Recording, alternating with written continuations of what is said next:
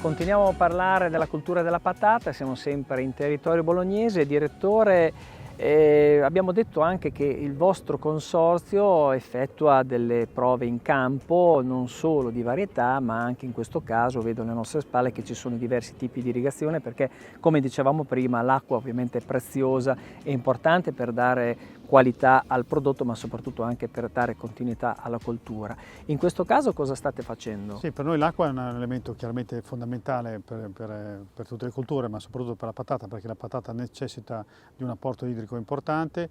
Quindi in questi ultimi anni, dove ci sono state annate di carenza idrica, se ricordiamo 2 anni fa c'è stata anche una grossa siccità nell'Emilia Romagna, da diversi anni noi cerchiamo di studiare dei metodi irrigui che apportino il minore uso d'acqua possibile, ma nei momenti cruciali, quando veramente la patata ha necessità.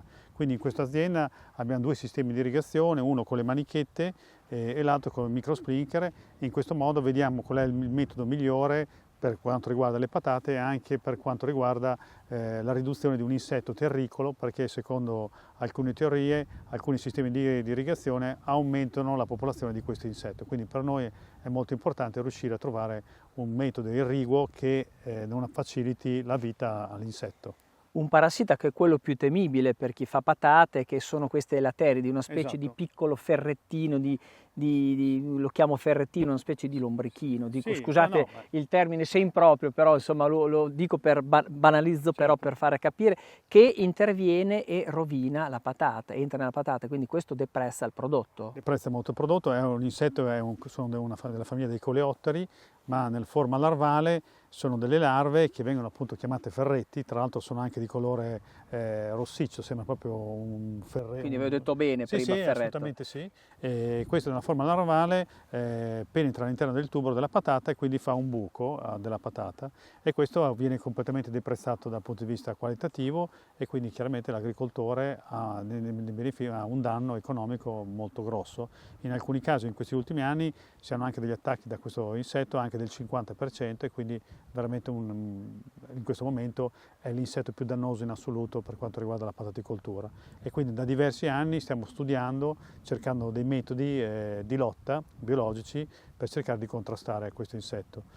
Questo insetto ha aumentato la sua popolazione perché sono state tolte dal mercato alcune molecole chimiche, e quindi stiamo cercando con sistemi agronomici e difesa dell'irrigazione o sistemi biologici per riuscire a contrastare questo insetto. Quindi è un problema anche a volte di stanchezza del terreno, cioè il fatto che magari più volte vengono prodotte le patate sullo stesso piazzamento incide anche questo aspetto. Sicuramente incide anche la stanchezza del terreno. Nel bolognese sono oltre 200 anni che facciamo pataticoltura, quindi chiaramente tutti i terreni più vocati per le patate sono terreni dove sicuramente ci sono state per tanti anni le patate. Tutte le nostre aziende però devono fare la rotazione, quindi c'è una rotazione quadriennale, quindi ogni 4 anni le patate arrivano negli stessi terreni. Questo sicuramente riduce un po' la popolazione, ma non basta, e quindi dobbiamo fare altri sistemi. E quindi comunque la ricerca fatta anche da voi, quindi sperimentazioni in campo, capire anche quali sono i terreni magari che sono più idonei per fare certe cose rispetto ad altri. Esatto, noi abbiamo dei sistemi di monitoraggio, vengono messe delle trappole con all'interno un feromone, che in questo modo riusciamo a capire la popolazione degli insetti e a seconda della popolazione decidere se seminare patate, quale varietà, oppure che metodo di difesa dobbiamo applicare. Allora, dicevamo prima che la raccolta inizia prestissimo in Sicilia, per terminare quando più o meno come stagione? Della Sicilia stiamo praticamente alla fine, quindi diciamo mancheranno alcuni giorni. Mentre qua da noi invece? Da noi le primissime aziende che raccoglieranno saranno a fine giugno, ma sono proprio le prime. Il grosso delle aziende agricole nel bolognese inizierà a raccogliere verso il 15 di luglio.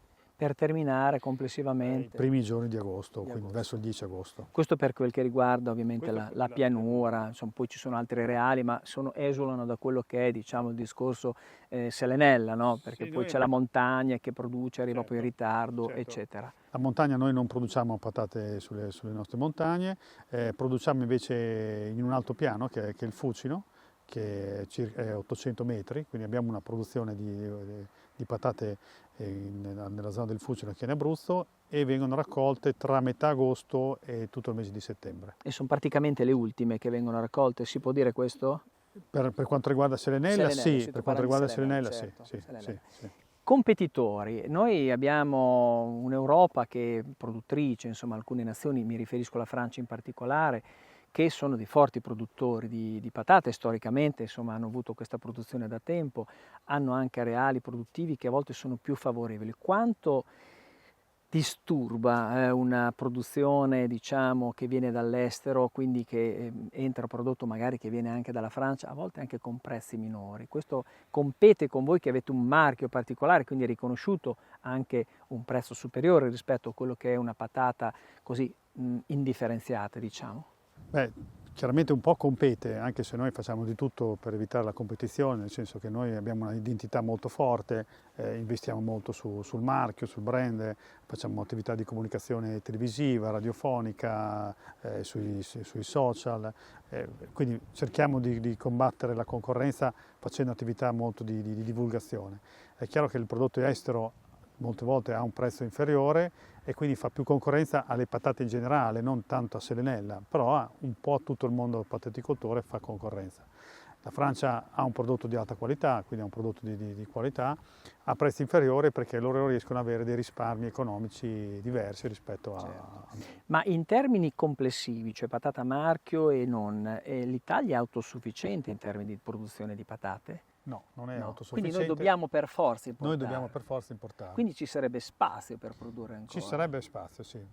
Ci sarebbe spazio sia un po' in tutti i territori italiani e secondo me ci sarebbe anche la richiesta del consumatore italiano di un prodotto italiano.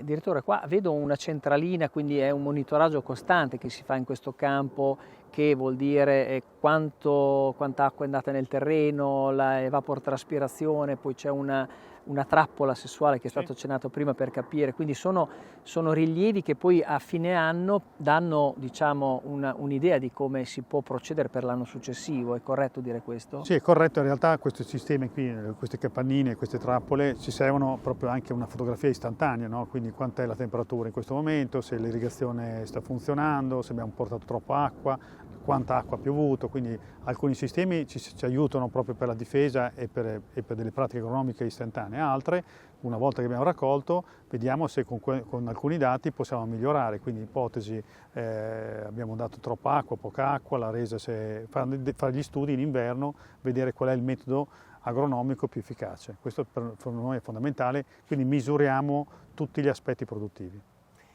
Bene, insomma abbiamo imparato tante cose sulla patata, Selenella in particolare, grazie al direttore, grazie al presidente, ma noi magari ci troviamo più avanti quando sarà il momento della raccolta, perché poi c'è questa parte importante, insomma questa fase di spinta meccanizzazione e di lavorazione anche dopo all'interno degli stabilimenti e anche del confezionamento. Sì.